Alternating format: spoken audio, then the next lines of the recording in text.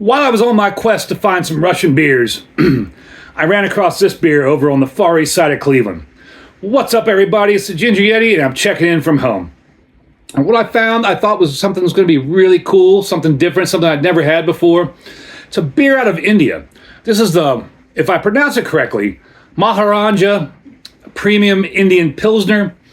It's from United Breweries out of Darua, Haryana, India. I'm sure I just butchered all of that completely. It's a 5% ABV Pilsner. I did learn that Maharaja, if I'm even pronouncing that correctly, is an administrative rank in India, whatever that means.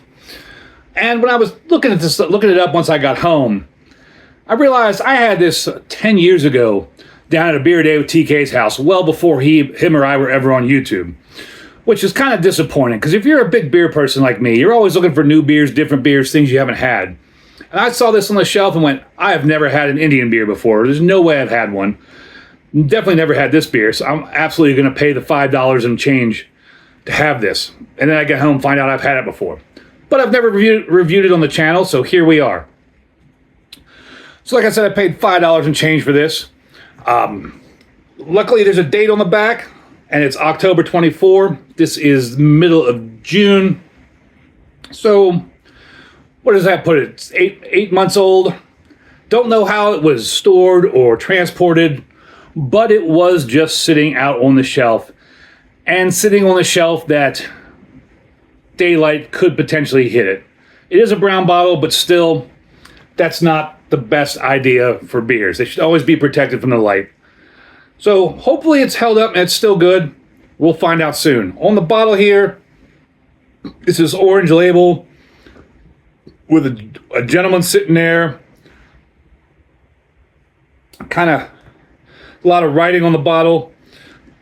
Produced from the finest malt and imported hops with technical expertise of Belgian brewers. Product of India. Expert quality. Original gravity, 10-0. I don't know if there's a point there or not, but it says 10-042 to 10-048, 5% alcohol. It's got some sort of award from London that I can't read. I need a magnifying glass to read that tiny print.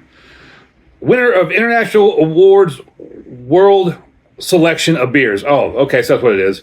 Winner of International Awards World Selection of Beers. Okay. For export out of India. So I wonder if you can even get this one in India, or if it's export only. They do also have a batch number, batch B111, and that's everything on the bottle here. It's got a cool looking little crown. Maharaja. Try to remember to take a picture of it so you can see it better. But enough about all that. Let's get on into it. Pick out a bottle opener. See if I can not damage the crown completely. On Untapped, it's got a 3.16 with, I believe, 7.1 or 7.7 thousand check-ins. Can't read my own writing. I think it's 7.7 thousand check-ins.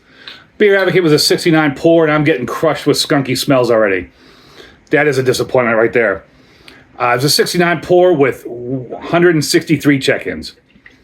And you know, it's not good when you open a beer and it's still that far away from you. You can smell the skunkiness.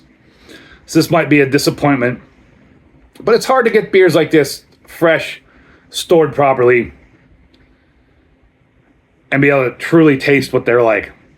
But it is what it is. I have to take what I can get, right? Yeah, that's a whole lot of skunk on there. That's all I'm getting out of this is skunk. Like Euro Lager skunk. Really fairly clear, a lot of carbonation. Really light yellow, probably about a 1 on my SRM chart. Maybe 2.5 fingers of finely bubbled white frothy head. And I'm not even looking forward to this after smelling it, because it just smells super, super skunky. But let's find out if this is a skunk bomb or not. Cheers, everybody.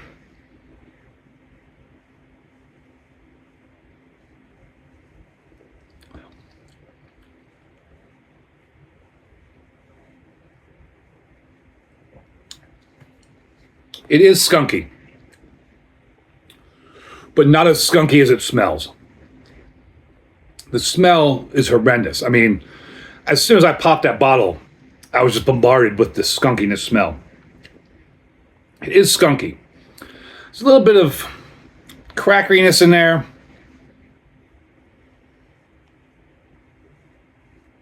A little bit of malt sweetness. It's light-bodied. And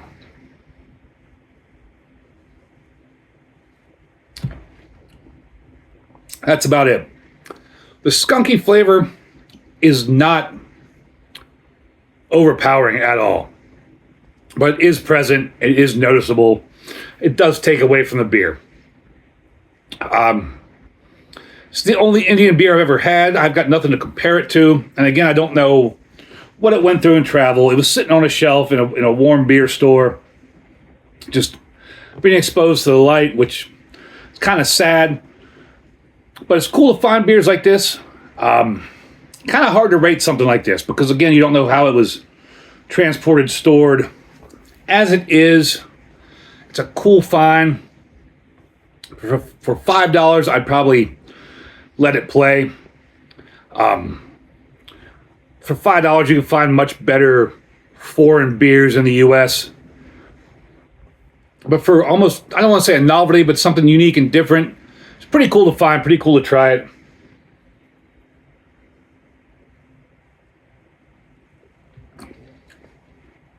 Yeah, I'm going to go with Let It Play. It's not terrible, but it wouldn't be my first choice. It wouldn't be something I would go for normally. But it's an adventure trying these beers, buying these beers. And it's 8 months past the bottling date, past the manufacture date, and came all the way over here from India, sat on a shelf for who knows how long in the sun and everything else. With all that considered, it's not bad at all. It's surprisingly held up well. It's just that skunkiness gives it a Let It Play for me. I would love to find one of these fresh and taste it again to see what it tastes like without that skunkiness. But it's an adventure finding these foreign beers like this. And as always, embrace the adventure.